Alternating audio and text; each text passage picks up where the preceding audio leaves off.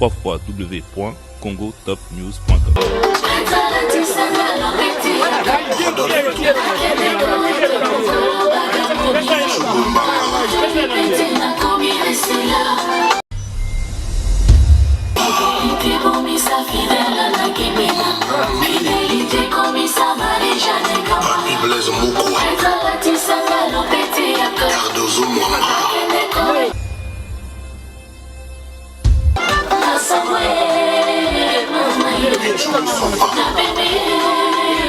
www.congotop. Déjà dans l'image, on a un château rouge, on pas dire musique, album, la Kofi Central. F déjà dans l'image, garçon moi propre sur bien. Bon, na lobby pour na bana kini, pour na bana Paris mokili mobimba taka mopa bimi lelo. Donc on a baptisé Pao. Les autres sous-quartiers la tête mais commis équipe nationale Léopard du Congo pour le Salamati 40-0.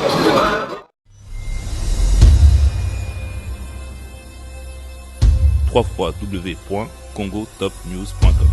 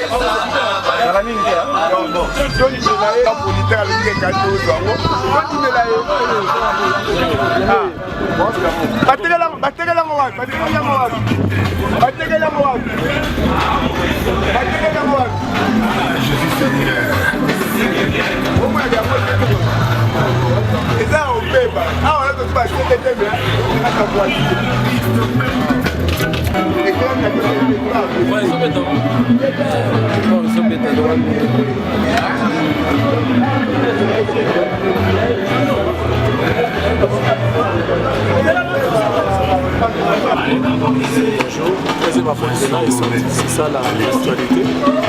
Diego Musique a un des détaillants. Kofi Central est la belle, côté grand. Ce qui grossissent, ce sont là, ils commandent à l'heure, à l'image de l'eau, on a été à temps, pas de détail. Donc, ce qui Diego en retard, ce n'est pas notre faute. Donc, ils ont plutôt yéné ou d'ailleurs, donc, ils ont congolais, parce que moi, mi-temps. Les deux, on va à Abidjan, à Kuraza, à Kin, à Suisse, à Bruxelles. Quand on a Internet, c'est partout déjà. Même ici à Paris, il y a Sonima, partout là, ils ont déjà laissé. Donc ça veut dire que les Diego Musique ce qu'ils ont en retard, c'est qu'il y a un retard. Non, non. Donc, mais ça, plus besoin de l'internet. Et que les bandits exactement à 13h13. Ça a guidé tout le monde, on a eu un bonheur. Le bateau va tout à l'heure, Kofi Boye, c'est moi qui ai fait le choix. C'est moi qui avais fait le choix. Il y a d'autres, on a une stratégie. Et puis, par la grâce de Dieu, donc il s'est bien passé. Voilà. La troisième F, ils ont dit la musique à Congo, c'est Fabregas. 3 ans, on a dit ça. Il y a le troisième F. Il y a un Motero, Calquilo, ils ont maillé les défauts sur la rara, c'est ma belle à c'est rien d'autre. C'est ma pote dans les grands corps d'Akorama, dans le petit document qui Boumonara Nengezawa. Nzembo kitoko lora bien pour sepela donc talanga mopa o rattache jamais sepela sarabiso donc kitoko ezako ya koyoka ka nzembo nanga et ça va bien merci à tous.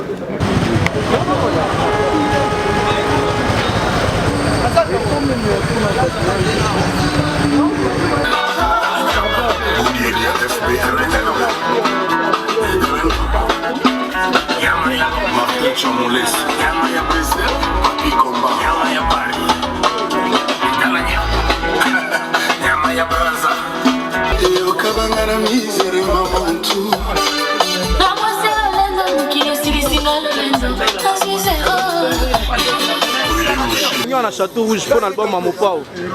Congo Top News et l'Andao, impression dans les années. c'est un plaisir à trop. Donc, les bini, c'est ma porte, il y a cartonné. Donc, le moment où on a nouveau palier a tombé, surtout Château Rouge a tombé. Donc, Kofi, en tout cas, ma bonne chance, en tout cas, avec Kitoko. En tout cas, madame Cindy Honorable. Mais ça les polémiques na poster na ya sali pour l'album. Balobi 3F voilà, va pourquoi les 3F Balobi ça Kindoki papa. Mais oui, même là Balobi. Les abongo tant que photo confirmé c'est tombé donc Kindoki. Mon pas au Maramolo sala biso. En tout cas, félicitations de l'un en présent ma pote quoi. Merci. Là ma petit baillé, là ma lifante au baillé la troisième ma pote.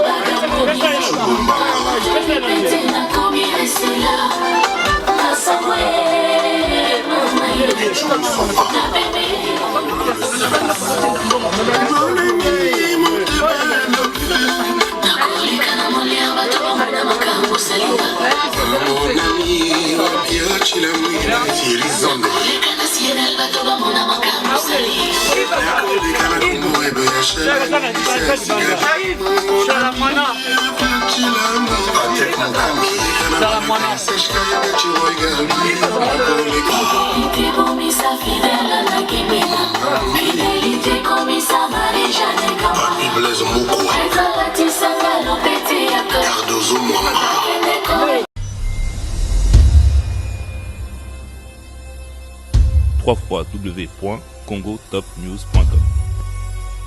Il y a 40 euros. 40 euros. Déjà 40 euros. Nous élions longtemps.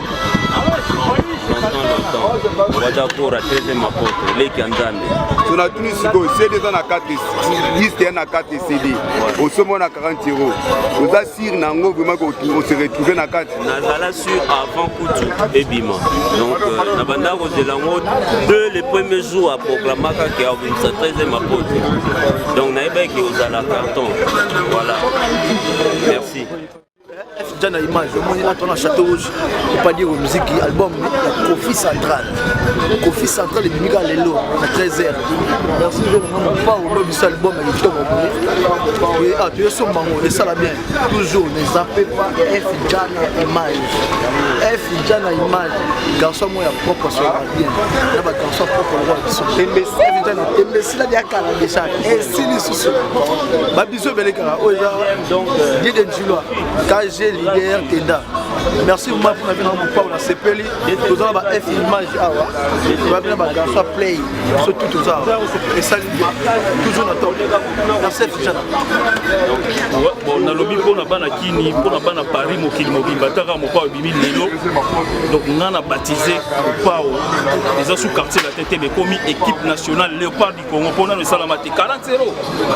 Balobi babi pa ni na babi ni na eza ya kindoki bani na che 3F voilà ba comprendre en haute Congo Top News na simela ndawezo ko nengozo loba quoi. Mais na éviter après na France tout le monde a rappelé FFF na fédération française.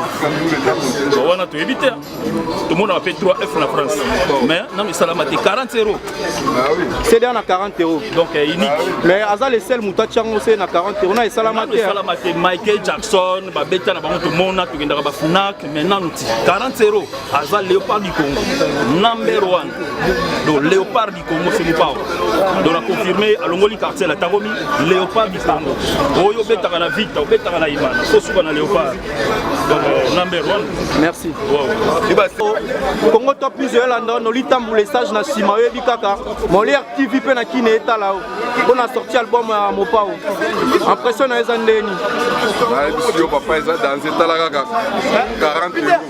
Coup d'écran. Le été comme on noté. Vous avez vente à Jay-Z, la vente à Hollywood.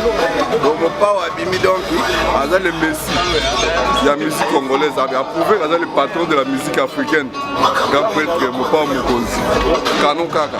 Talaga malgré publicité mabe basali mais koye kosombango 40 euro ya Comment il plein à Château Rouge Pena donc il y a qui donc peut-être toi mardi batu basali donc bino no comprendre to kati musala ou bien ndeni nakati bulo yaya donc nakati bulo nazo amanda na nakati bulo na ele bendaka bongo yo ko basali publicité mabe balobaki 666 mais ebimi siko 999 malgré osali publicité mabe mais surtout yo kobenda ngo Lionel Messi donc jamais égalé oyo eza bastille ya ba Hollywood oyo eteka marep ba Jay-Z na ba Rihanna. Merci. Bonjour.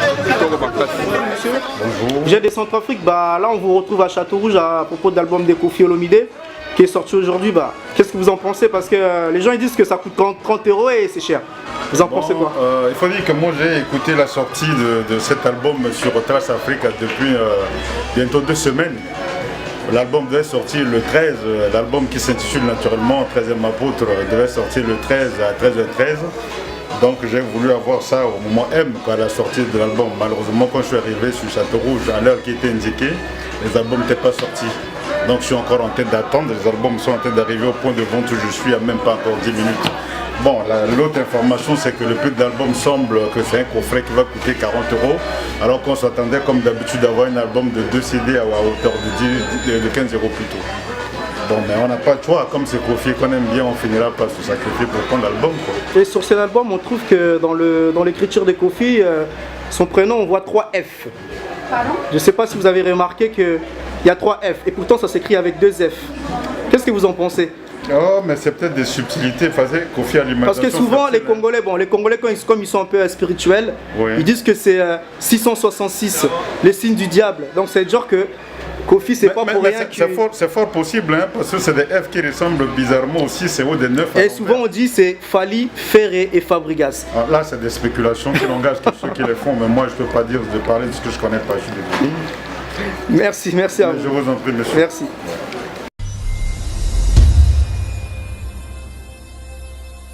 www.congotopnews.com.